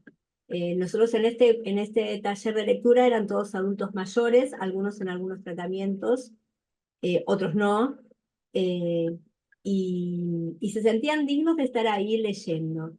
Y por otra parte, la vivencia del club de lectura, más allá de preocuparse si uno no venía alguna vez porque tenía un turno médico y teníamos un grupo de WhatsApp y se reunían entre ellos, y si alguno no venía, pasaba el link de lo que habíamos leído para que otro pudiera seguir con la lectura y sentirse parte. Eso fortalece un montón al grupo y a los lectores. Y después los libros en sí le daba espacios para soñar con otras cosas que la lectura fácil les nos dio. Cuando leímos el cuento de Miseria, que hablaba con el tema de los deseos, no me olvido que una señora que vivía en Almagro, cerca del Abasto, en la ciudad de Buenos Aires, una vida común como la de todos nosotros, y que dijo que su deseo era ir a Roland Garros a ver jugar a Djokovic. Entonces, para todos fue así, porque todos dijimos, ¿qué deseo? Expresemos deseos. Y algunos eran buenos, los que tenemos todos, que mis hijos sean felices, tener salud, llegar bien, tener trabajo. Y ella se largó con esto. Yo quiero ir a Roland Garros. Entonces Djokovic jugó esa semana después con Alcaraz y ganó Djokovic. Y a la semana siguiente todas se lo dijimos. Fuiste a verlo, y por supuesto que no había podido ir porque es una desmesura el deseo para unas personas así común como nosotros. Y ella decía, no, pero yo sabía que iba a ganar porque eres un zorro, después del set tanto. Entonces se comparte esto que es magnífico. Es porque también abre otras puertas que no estaban abiertas. Y fue la lectura fácil del viejo Miseria la que nos dio eso. Lo que Yo encantada. una de las cosas importantes de la lectura fácil es que hay personas, como nos contaba Rodri hace un rato, que, que leen durante mucho tiempo cuentos infantiles. Claro, Por ahí vendría a cuento que contáramos un poquito cómo fue creciendo en Argentina la lectura fácil, cómo fue avanzando. Pero por ahí me parece más interesante primero contarles que cuando hicimos la primera validación, eh, bueno, éramos bastante nuevitas en el tema y validamos con un grupo de gente veinteañera, treintañera, y entonces terminamos de validar los primeros cuentos y preguntamos qué otras cosas les gustaría que hiciéramos en un segundo libro, y nunca voy a olvidar una chica de unos veintipico que levantó la mano y dijo cuentos para adultos porque es la primera vez que leo cuentos para adultos. Entonces la lectura nos ayuda también a crecer, ¿no? Vamos leyendo cuentos acorde o cuentos o textos de todo tipo, ¿no? Textos educativos, textos informativos, acordes a la edad que tenemos y entonces si nos quedamos en textos de la infancia, posiblemente nos obliguen a pensar como la infancia, ¿no? Por eso Yo, una de los objetivos de la lectura fácil es democratizar la lectura y facilitar la participación de las personas en la vida de la sociedad. Sí, Mónica, ¿ibas a decir algo? sí, que a mí por eso me gusta mucho esta frase de Juan Mata, porque uno va complejizando. La lectura fácil ayuda a, eh, eh, parece raro lo que quiero decir, ¿no? Porque la lectura fácil ayuda a su vez a leer con facilidad para complejizar la biografía de cada lector, para hacerla más completa, para hacerla más fecunda, para poder leer mejores textos, que no podría si no están en lectura fácil, ¿no? Entonces, la biografía se fortalece leyendo textos que de otra manera no podían hacerlo. Y además En los, para este grupo fue muy, muy valioso la actividad de validación que hicimos, hicimos la última vez. Para ellos ponerse en validadores en el texto este de Borges fue revelador también, darse cuenta que ellos mismos y que su voz, como bien explicó Rodrigo, que su voz era escuchada en un texto que se va a editar y que ellos tenían la posibilidad de decir qué parte les pareció que la entendían bien y qué parte no, y que era su experiencia lectora la que aportaba a un aspecto social. Ser parte de eso. Tal vez para un lugar como el público que en este momento tenemos, para Bolivia, que está comenzando con textos en lectura fácil, sea interesante conocer, por ahí nos queríamos terminar esta charla sin contarles un poco la historia, nuestra historia en Argentina en relación con la lectura fácil, que es un poco la historia de la lectura fácil, porque somos de los primeros grupos que comenzamos a hacer textos en lectura fácil. Recién Mónica algo hablaba con respecto a leer de este modo o no leer. Cuando queremos transmitirles esta experiencia, porque tal vez sea la que ustedes también vivan. Cuando comenzamos a hablar de lectura fácil, la primera idea que tuvimos fue tenemos que tener un libro porque si no tenemos un libro nadie va a entender de qué estamos hablando, ¿no? Y así fue que produjimos nuestro primer libro de lectura fácil, que se llamó 5 cuentos de intriga. Y comenzamos a mostrarlo y hubo resistencia. Había personas que criticaban esto de la lectura fácil por entender que se trataba de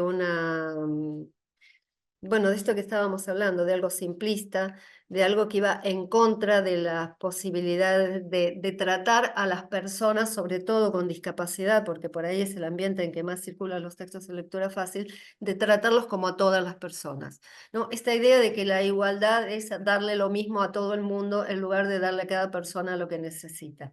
Entonces hubo una importante resistencia de muchos grupos y sigue habiendo resistencia, sobre todo en los ámbitos de educación, donde la palabra fácil resulta bastante poco difícil de digerir, ¿no?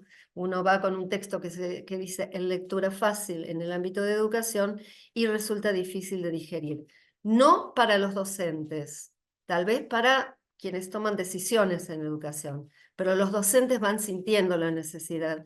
no solamente para las personas con discapacidad, sino porque, bueno, en los últimos años, y no sé si esto es algo que ocurre en todas las regiones, cada vez se nota o cada vez tenemos mayor información de la dificultad que tienen las personas para comprender textos escritos, ¿no? Las dificultades que hay en la comprensión lectora de los chicos y de los adolescentes. Entonces los docentes son más proclives a utilizar este tipo de recursos, no como como una forma de lectura para siempre. Decimos que la lectura fácil es acceso a la lectura o puente para otras lecturas posteriores.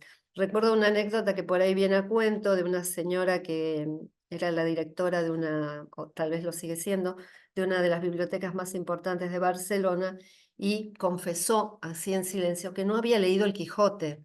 Entonces, la directora de una biblioteca de Barcelona que no había leído el Quijote es algo que no se confiesa así tan fácilmente, pero lo empezó a leer en lectura fácil. Y cuando empezó a leerlo la lectura fácil se dio cuenta que era algo para divertirse. Y entonces pudo leerlo, le dio gusto, le dio curiosidad y gusto leer la versión original del Quijote. Por eso vale esto solamente como ejemplo para decir esto de que la lectura fácil puede ser acceso o puente, como decía Mónica, que después de leer en sus grupos, en los grupos de lectura, en los clubes de lectura, los textos se van por ahí al original, ¿no? A la búsqueda del original. Pero como les decía, los comienzos no fueron fáciles, porque a veces la sociedad no está preparada para este tipo de estrategias. Nosotras, luego de producir el primer cuento, el primer libro de cuentos, hicimos un primer evento que se llamó, fue el primer encuentro internacional de buenas prácticas en lenguaje claro y lectura fácil, donde empezamos a exponer todas las primeras experiencias que estaban ocurriendo. Ahí supimos que había grupos que estaban haciendo lenguaje claro, que es la estrategia esta para toda la ciudadanía que les comentaba antes, y algún otro grupo, en ese momento éramos solo dos, que estábamos produciendo lectura fácil. Fue un primer momento de encuentro, un primer momento de contar lo que estábamos haciendo, luego vino un segundo encuentro, y a partir de esta difusión fuerte de la lectura fácil y del entendimiento de las personas que tenían la obligación de tomar decisiones, como les decía antes, fue creciendo poco a poco. Esto que yo les comentaba antes de la decisión que toman distintos organismos del Estado o que han tomado o tomaban distintos organismos del Estado, me parece que es la forma de que estrategias como esta de algún modo se instalen, porque por supuesto que las políticas públicas siempre se comienzan con el impulso que va desde la sociedad civil, desde los grupos como nosotros, desde las personas que leen y dan cuenta de que sirve y van subiendo, subiendo hasta que empiezan a bajar, ¿no? Bajan en forma de políticas públicas. Y hemos tenido la experiencia y todavía la seguimos teniendo de que el propio Ministerio de Cultura haya adaptado contenidos que tiene en su página web a lectura fácil, textos que ustedes pueden ingresar si quieren en la página web del Ministerio de Cultura de la Nación de Argentina y leer textos, leer cuentos escritos en lectura fácil, cuentos para niños, cuentos para adolescentes. Como les mencionaba antes, también el Ministerio de Salud, el Ministerio de Trabajo con la Agencia Nacional de Discapacidad y ese manual del que estaba hablando. O sea, este trabajo que se fue haciendo desde la sociedad civil llegó hasta el Estado y empezó a bajar en la forma de políticas públicas. Por otra parte, también este trabajo de difusión a través de los clubes de lectura, a través de encuentros como este, a través de los encuentros, como les decía, internacionales de buenas prácticas, cualquier oportunidad que haya, o a través de los cursos, de lo que también sería interesante destinarle un ratito para contar cómo son, les decía que este tipo de encuentros hacen que de algún modo se puedan generar más contenidos, porque las personas con discapacidad no van a ir a pedir textos en lectura fácil. Uno no va a pedir lo que no sabe que existe. Uno tiene que saber primero que esto existe para que entonces pueda existir una demanda. ¿Cómo se genera una demanda? De ese modo, difundiendo, haciendo saber que esto existe. y por supuesto tratando de que haya más materiales en lectura fácil. Nuestra forma de hacerlo fue a través de estos encuentros que les comentaba, a través de los clubes de lectura, que los que estaba comentando Mónica son para grupos de personas mayores, pero también tenemos clubes de lectura para personas con discapacidad. También lo hacemos a través de los cursos. Los cursos, nosotros damos algunos cursos básicos, no es inmediato conocer la estrategia de lectura fácil y ponerse a adaptar. Es un proceso de aprendizaje como cualquier técnica, como cualquier método. Pero los cursos tienen este objetivo número uno de cambiar el modo de pensar que cuando vamos a escribir un texto o producir cualquier texto, tenemos que tener presentes, como nos dice la directriz, el público objetivo, saber a quién le estamos escribiendo. Ese es el primer objetivo de los cursos, pero también enseñar el método y lograr que más personas, si bien por ahí no pueden largarse en una primera instancia a hacer lectura fácil, o sí, depende de las habilidades de cada uno, del atrevimiento de cada uno, de las ganas que tenga cada uno, puedan saber que existen, saber dónde buscarlos, poder evaluar la calidad de los contenidos en lectura fácil, porque hay una frase que siempre repito, me parece que es necesario decirla una y otra vez, que el material accesible, si no es de calidad, no es accesible, ¿no? No se puede hacer las cosas más o menos o intuitivamente, ¿no? El material accesible, para que sea accesible, debe ser de calidad. Así como decimos, la lectura fácil, para que sea lectura fácil, tiene que cumplir con todas las pautas y tiene que cumplir también con la instancia de validación. O sea, respetar la calidad, respetar lo que es y no hacer de manera intuitiva y aproximadamente las cosas. Entonces, les comentaba que por ahí los cursos también tienen esta función de difundir la lectura fácil, no solamente de que más personas estén capacitadas para hacer cada vez más materiales, que de hecho sí, necesitamos tener cada vez más materiales, sino esto de que haya más personas que conozcan la estrategia, que sepan que la pueden utilizar. De hecho, no sé cuál es la situación de Bolivia con respecto a la inclusión de las alumnas y alumnos con discapacidad en las escuelas, pero en Argentina hay un movimiento muy fuerte de inclusión de las escuelas comunes de niñas y niños y adolescentes con discapacidad, y en general los docentes no tienen materiales para trabajar con ellos.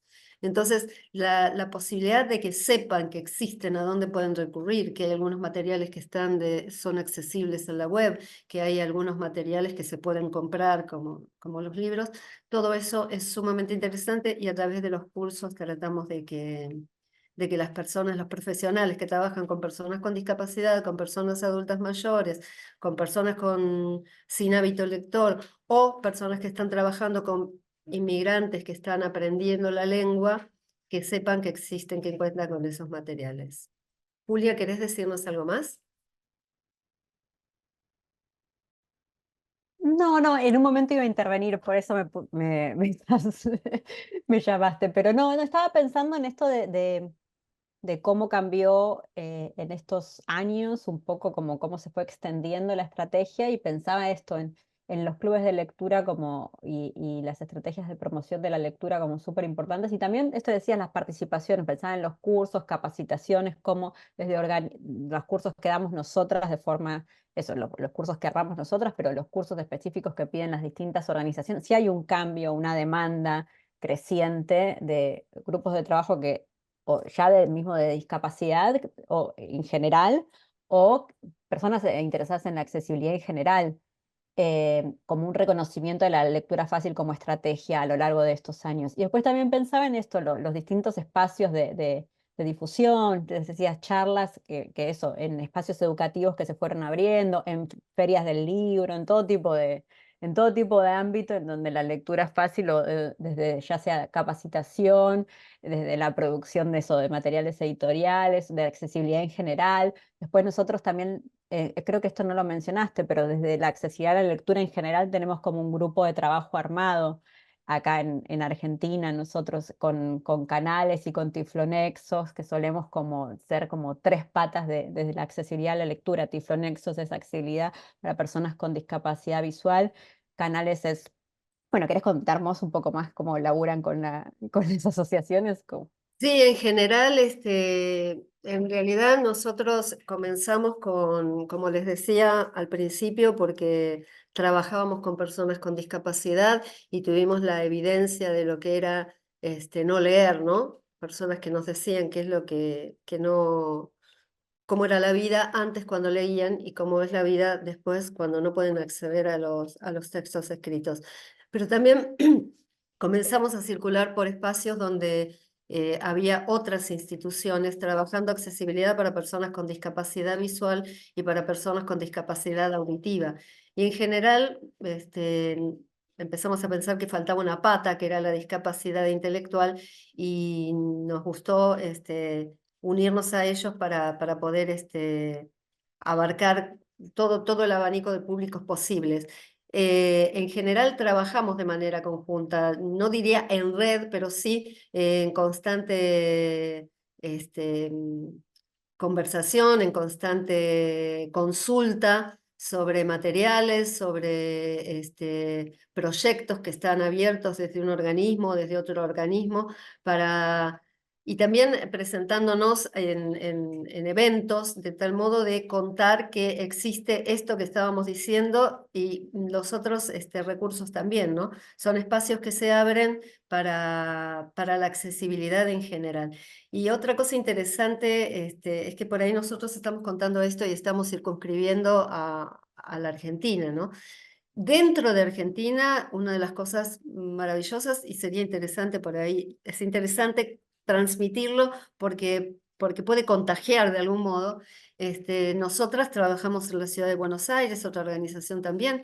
Inmediatamente se desprendió otra institución en la provincia de Mendoza, luego otra en la provincia de Corrientes, y vamos teniendo grupos en distintos lugares del país. Pero también en Latinoamérica se van generando cada vez más grupos o focos de interés, ¿no? Como puede ser en este momento Bolivia, como puede ser en este momento México, que está pidiéndonos también una capacitación, como ha sido Brasil, ¿no? Que incluso que una persona ha cursado ha participado en uno de los cursos de lectura fácil nuestros y luego ha decidido comenzar el proceso de producir contenidos en lectura fácil en Brasil, que Uruguay.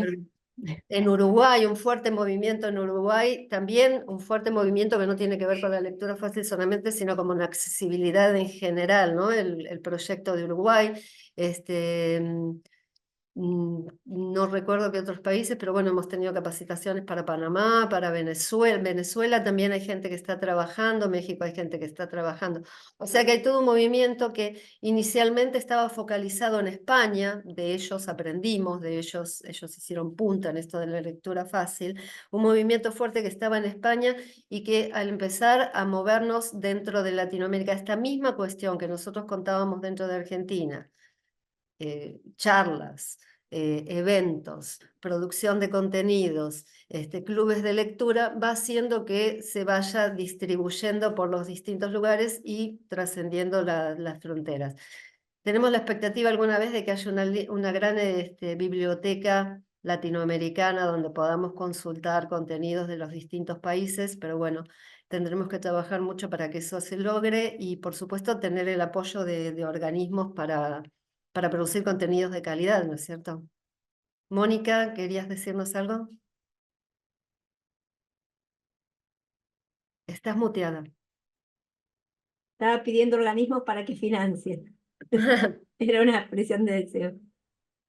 Sí, como ir a Roland Garros, más o menos. Claro. No, pero ocurre, verdaderamente ocurre y por eso está creciendo tanto. Por ahí, para cerrar esta charla, podríamos compartir algunos de los contenidos en lectura fácil, ¿te parece, Julia?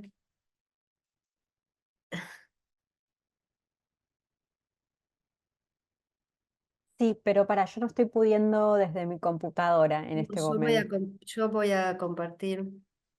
Este,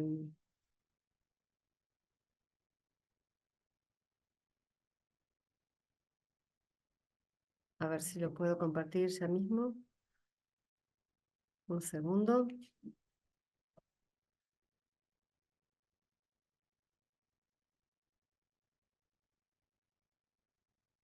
Bueno, habíamos comenzado entonces la lectura de Kuka y podemos avanzar un poquito más para que puedan entonces experimentar.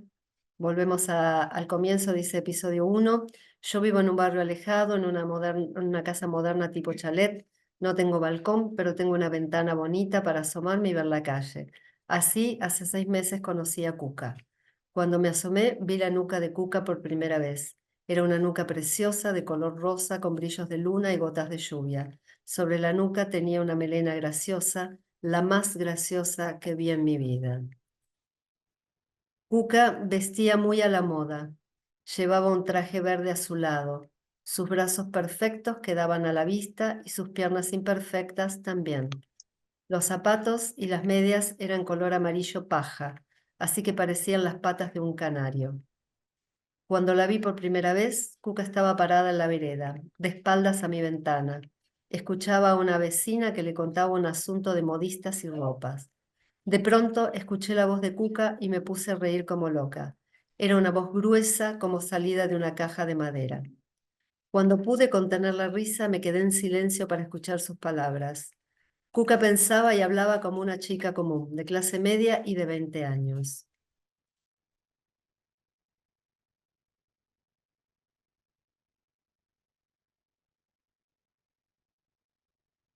Salí a la vereda y me acerqué a ella. La agarré por los hombros, la hice girar y le dije mirándola a la cara, quiero conocerle los ojos. Ella dio un grito de pájaro y clavó sus ojos en los míos. Tenía ojos verdosos de serpiente, como vidrios con pequeñas gotas que brillaban como estrellas en la noche. Episodio 2. Tuve que explicarle a Cuca por qué la giré así. Es que a veces me comporto de manera emocional y poco común. Desde ese momento fuimos amigas íntimas.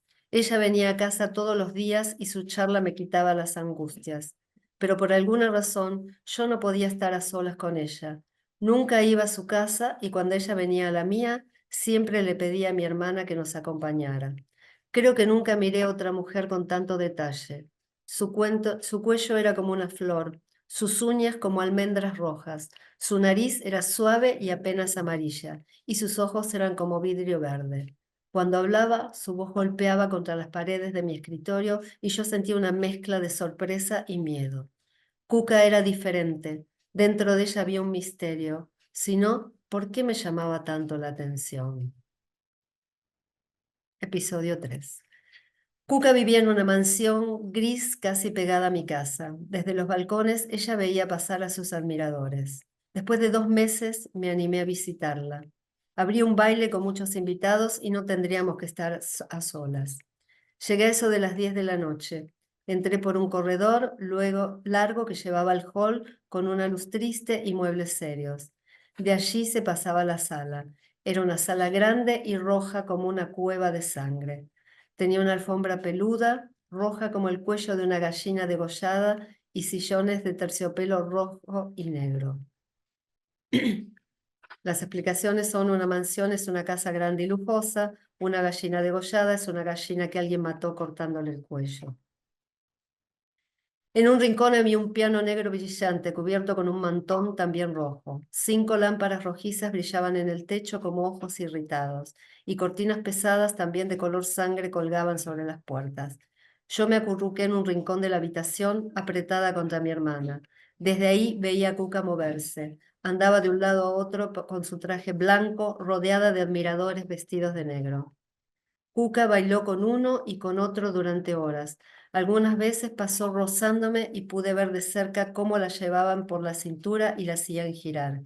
A la madrugada, cuando me rozó una vez más, tuve una sospecha que casi me vuelve loca. ¿Y si yo tocara el brazo de Cuca, su carne no se hundiría? ¿Sería un brazo duro y frío de porcelana como el de una muñeca? Pensé angustiada. Aquí vemos a Cuca con su vestido blanco bailando y girando con sus admiradores. Perdón, se me fue la página. Bien. ¿Mm? Episodio 4. Aquella noche dormí muy mal, tuve fiebre y sueños horribles. Cuando me desperté, abrí la ventana de mi habitación para que entrara la luz del sol. No podía soportar la oscuridad. Estiré las manos hacia la ventana para calentarme. ¿Qué me pasaba? ¿Estaría enferma? Después de tomar el desayuno, charlé un rato con mi familia y me tranquilicé un poco. Por la tarde hice la siesta y al despertarme me sentí agitada de nuevo. La curiosidad me atacó otra vez. Debía tocar el brazo de Cuca con mi dedo para saber si era el brazo de una persona o de una muñeca. Al atardecer, Cuca salió al balcón y decidí acercarme. Salí de casa y miré el cielo. Había nubes grises como plomo. Estaban tan bajas que tocaban las chimeneas de la ciudad. A lo lejos el sol se escondía con su amarillo oscuro y daba una sensación de tristeza. Llegué a casa de Cuca. Ella estaba apoyada en el balcón charlando con una joven de su edad. Miré su brazo, no tenía una sola mancha, ni pelos ni un lunar. Era tan perfecto que no parecía un brazo humano. Yo estiré el dedo varias veces imaginando que lo tocaba, pero siempre por alguna razón me detuve. Mientras la noche se hacía más oscura, recordaba mis sueños de la noche anterior y volví a sentir miedo. Entonces hice un esfuerzo enorme por animarme a tocarla, pero no pude. Sentí un frío que me corrió por el cuerpo y salí corriendo para mi casa. Episodio 5. No quise volver a ver a Cuca nunca más. Pensaba en mudarme. Salí a horas en que no pudiera encontrarla. Clausuré la ventana de mi escritorio para no oírla cuando tocaba el piano y prohibí a todos que me la nombraran porque su solo nombre me alteraba. Nadie en mi casa sospechó la razón de mi conducta. Pero mi hermana me desobedeció y me contó lo que pasaba en la mansión de al lado. Un poeta amaba a Cuca y le había regalado uno de sus libros. En la primera página tenía una dedicatoria con halagos. Cuca, orgullosa, hizo un cuadro con los halagos y abandonó el resto del libro en la parte alta de la casa. Clausurar es cerrar algo por un tiempo o para siempre. Los halagos son palabras que alguien dice a una persona sobre su aspecto o sobre su forma de ser para hacerla sentir bien. Ahora Cuca iba a la peluquería todas las semanas y se estaba haciendo una ropa íntima preciosa, verde como sus ojos y liviana como su pensamiento. Además, tomaba chocolate frío en las comidas para engordar 2 kilos y tener el cuerpo con más formas. Mi hermana también me contó que Cuca había echado a un novio porque le regaló bombones baratos, que antes tenía admiradores musculosos y ahora poetas elegantes, y otras cosas que me hacían bien porque me permitían conocer qué clase de persona era Cuca. Episodio 6. Esta mañana ocurrió algo, el último. Esta mañana ocurrió algo horrible. Hacía 3 meses que no veía a Cuca. Cuando cruzaba la calle en una esquina del centro, ella se acercó a saludarme. Llevaba un tapado negro y un sombrero oscuro que le cubría un poco los ojos.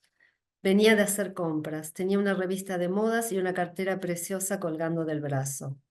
Caminamos juntas unas cuadras y por primera vez tuve la impresión de que era una persona como cualquier otra.